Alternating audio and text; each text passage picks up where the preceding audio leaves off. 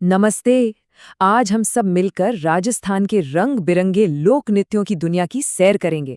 ये सफर थोड़ा खास होने वाला है क्योंकि हम इसे एक स्टूडेंट की बड़ी मेहनत से बनाई गई नोटबुक के पन्नों से समझेंगे, मानो सीधे राजस्थान की सांस्कृतिक जड़ों तक पहुंच गए हों। तो ये है हमारी आज की यात्रा का नक्शा।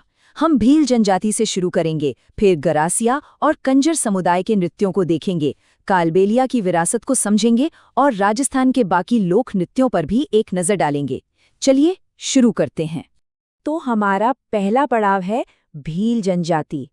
इनके नृत्य सिर्फ मनोरंजन नहीं है, बल्कि इनकी हर एक थिरकन में पौराणिक कथाएं और गहरी परंपराएं बसी हुई हैं। तो सबसे पहले आता है गवरी या राई नृत्य। और सुनिए, ये कोई आम नाच नहीं है। अरे ये तो पूरे 40 दिन तक चलने वाला एक महानाटक है। रक्षाबंधन के ठीक अगले दिन से ये शुरू होता है और इसे सिर्फ भील पुरुष ही करते हैं। इसकी कहानी जुड़ी है भगवान शिव और भस्मासुर की पौराणिक कथा से। अच्छा, इसके किरदारों के नाम देखिए कितने दिलचस्प हैं। एक तरफ हैं गौरी, जिन्हें राई भी कहते हैं, जो असल में माँ पार्वती का प्रतीक हैं।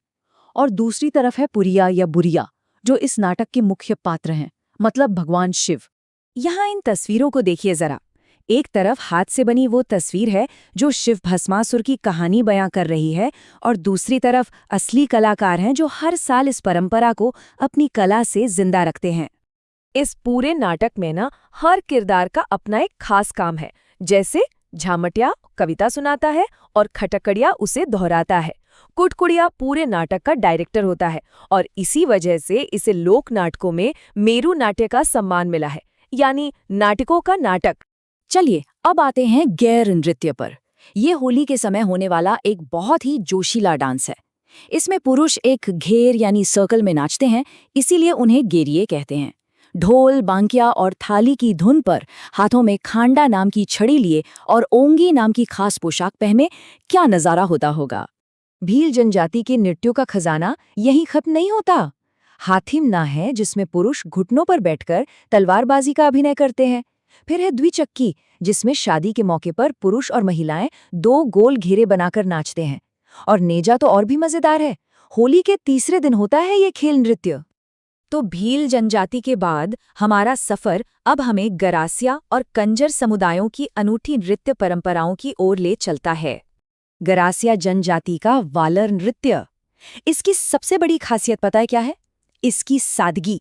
ये एक बहुत ही धीमी गति का नृत्य है और इसमें कोई भी, जी हाँ, कोई भी म्यूजिकल इंस्ट्रूमेंट इस्तेमाल नहीं होता, बस कदमों की लय होती है। तो देखिए यहाँ पर विविधता कितनी कमाल की है। मतलब एक तरफ गरासिया जनजाति का कूद नृत्य है, जो बिना किसी साज के सिर्फ तालियों की गूंज पर होता है, और दूसरी तरफ कंजर जनजाति का ढाकड़ नृत्य, जिसमें हथियारों का भी इस्तेमाल होता है। जमीन आसमान का फर्क है ना? चलिए अब हम एक ऐसे पड़ाव पर आ गए हैं जिसका नाम दुनिया भर में मशहूर है। ये है कालबेलिया समुदाय का नृत्य, जिन्हें हम सपेरा जनजाति के नाम से भी जानते हैं। और ये बात बहुत महत्वपूर्ण है कि साल 2010 में कालबेलिया नृत्य को यूनेस्को ने अपनी अमूर्त सांस्कृतिक विरासत की सूची में शामिल किया था। मतलब इसे पूरी दुनिया ने एक अनमोल धरोहर माना है। इस डांस को सपेरा नृत्य भी कहते हैं। इसमें डांसर्स के शरीर की हरकतें बिल्कुल सांपों की तरह लचीली और घुमावदार होती हैं, और साथ में बजती है पुंगी की वो जानी पहचानी धुन। इस कला को दुनिया तक पहुंचाने में सबसे बड़ा हाथ है मशहूर डांसर गुलाबो सपेरा का। वैसे कालबेलिया समुदाय में सिर्फ यही एक नृत्य नहीं है। शंखरिया है, जो एक प्रेम कहानी पर आधारित है। फिर पणिहारी है, जो पणिहारी गीत पर किया जाता है। इनके अलावा बागड़िया और इंडोणी भी इनके ही नृत्य हैं। अच्छा, तो अब हम अपना दायरा थोड़ा और बड़ा करते हैं और राजस्थान के कुछ और समुदायों के नृत्यों पर भी एक नज़र डालते हैं, जो इस सांस्कृतिक तस्वीर को पूरा करते हैं। अब बात करते हैं सहरिया जनजाति की। इनके पास भी नृत्यों की एक पूरी लिस्ट है, जैसे शिकारी नृत्य, जिसमें शिकार करने का अभिनय किया जाता है।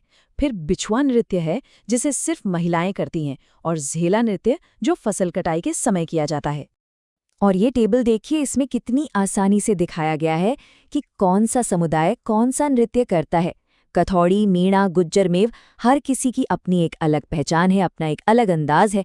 वाकई कमाल की विविधता है। और यहाँ आती है राजस्थान की एक और पहचान, कठपुतली। ये नट समुदाय की कला है और ये सिर्फ मनोरंजन के लिए नहीं है, बल्कि अक्सर इसके जरिए बड़े बड़े सामाजिक मुद्दों पर भी बात की जाती है। चलिए अब हम कुछ और लोक नृत्यों की बात करेंगे और साथ ही राजस्थान के एकमात्र शास्त्रीय नृत्य के बारे में भी जानेंगे। यहाँ कुछ और खास डांस हैं, जैसे पाबूजी के भक्त थाली नृत्य करते हैं और वागड़ क्षेत्र में राड़ नृत्य होता है। लेकिन इन सबसे अलग है कत्थक, जो राजस्थान का एकमात्र क्लासिकल डांस है। इसके प्रवर्तक थे भानुजी महाराज और बिरजू महाराज जैसे महान कलाकार इसी से जुड़े हैं। इसके जयपुर, लखनऊ जैसे कई मशहूर घराने भी हैं। अपनी इस यात्रा के आखिर में एक बहुत ज़रूरी बात समझना बाकी है, एक खास तरह के नृत्यों के बारे में।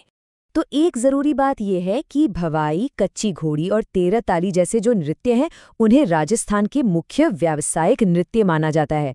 मतलब ये जनजातीय नृत्यों से अलग हैं क्योंकि इन्हें कलाकार एक पेशे के तौर पर करते हैं।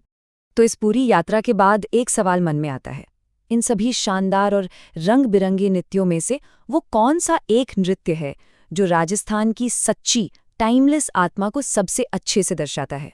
सोचने वाली बात है।